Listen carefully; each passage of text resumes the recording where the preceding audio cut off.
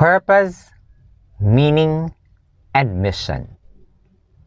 Hello ladies and gentlemen, this is Sunny of Sunrise 75 channel, the home of educational and positive videos. Wow, it's been a long time that we did not see each other, and that's the reason why I have to have my reflection for this week. At sana ay tuloy-tuloy na tayo. Alam nyo, napaka-busy ng buhay. Alam ko, busy-busy rin kayo. Kaya lang yung ating mga subscribers, marami sa ating mga subscribers ang nagtatanong tungkol sa ating mga reflections na mukhang nakakatulong naman sa ating mga manunood, no? Because they're looking for it, and they keep on reminding me to record those reflections which could serve as guide to some extent sa ating mga ginagawang pang-araw-araw. Hindi lang sa inyo, maging sa akin din, no? I'd like to share three important words that we have to ask ourselves and ensure that they are there, that they are clear.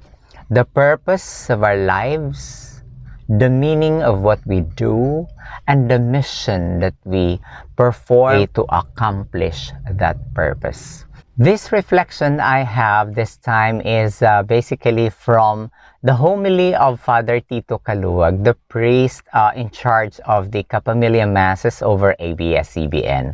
Alam niyo po, napaka-simpleng tatlong salita, no? But there are big words in terms of our journey as human persons, as human beings, no? The words purpose, meaning, and mission.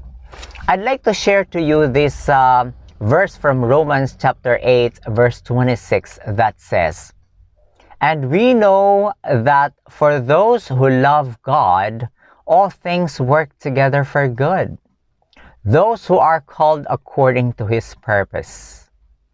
And we know that the ultimate purpose in life is to glorify God." I'd like to reiterate, to glorify God. Wow! Malinaw ba sa atin ang mga bagay na ito? No? To glorify God. In every day that we do, the life that we live, do we glorify God? In the work that we have, whether we are in the office, we are teachers, we are serving people. So the ultimate purpose of our life is to give glory to God. Are we giving glory to God by the life that we live every day? By the work that we do? Whether that is an office work, whether you are teaching, whether you are working as a government worker, or in the private sector, or sa bahay, or saan man yan kung saan ka nagtatrabaho. Yung trabaho ba natin ay nagbibigay ng glorification sa Panginoon? How about our relationship with people?